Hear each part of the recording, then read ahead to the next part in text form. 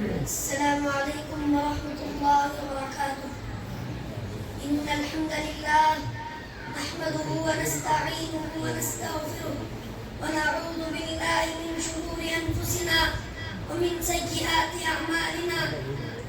من يهده الله فلا مضل له ومن يضلل فلا هادي له. وأشهد أن لا إله إلا الله وحده لا شريك له وأشهد أن محمدا عبده ورسوله. أما بعد فأعوذ بالله من الشيطان الرجيم. بسم الله الرحمن الرحيم. يا أيها الذين آمنوا كلوا من طيبات ما رزقناكم واشكروا لله إن كنتم إياه تعبدون. صدق الله العظيم.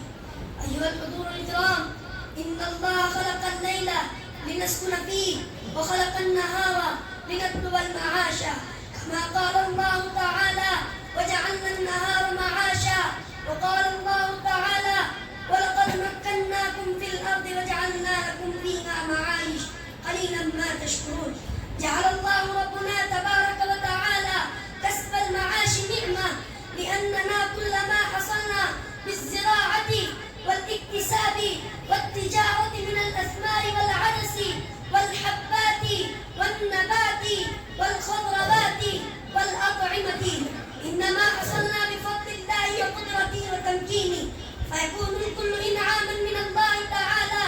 وأيضا إذا لم يطلب الإنسان المعاش بجهده وعمله، فإذا يحتاج إلى السؤال والإلحاح والذلة وهتك المروءة، حتى يحتاج إلى السرقة والغصب، ويحتاج إلى الناس في رزقه ورزق أهله.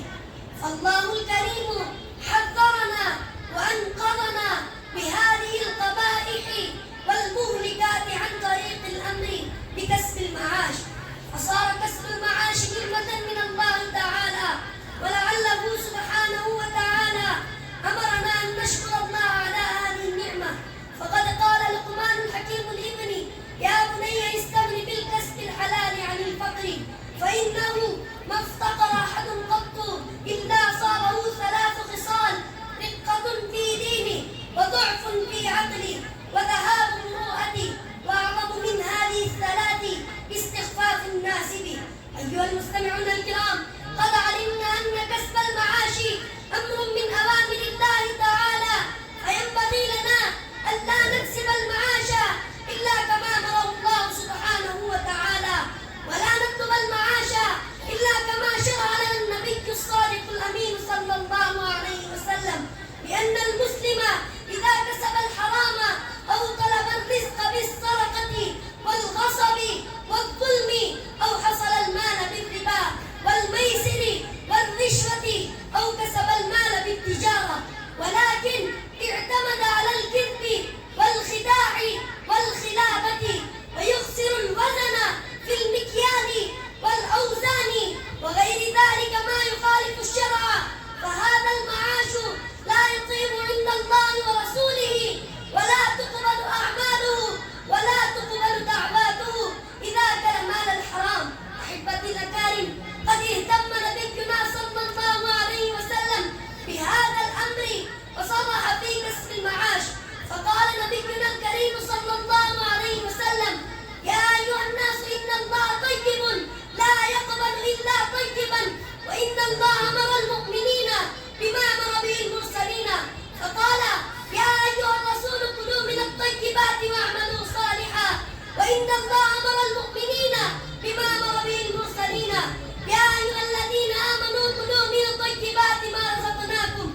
ثم ذكر الرجل يطيل السفر أشعث أكبر يمد يديه إلى السماء: يا ربي يا ربي، ومطعمه حرام ومشربه حرام وملبسه حرام وغذي بالحرام، فأنى يستجاب له.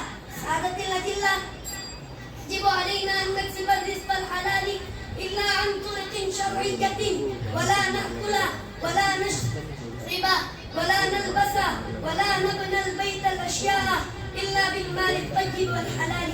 أسأل الله العظيم أن يوفقني وإياكم لما يحب ويرضى في القول والفعل والعمل والنية والهدى. إنه على كل شيء قدير. وآخر الكلمات وآخر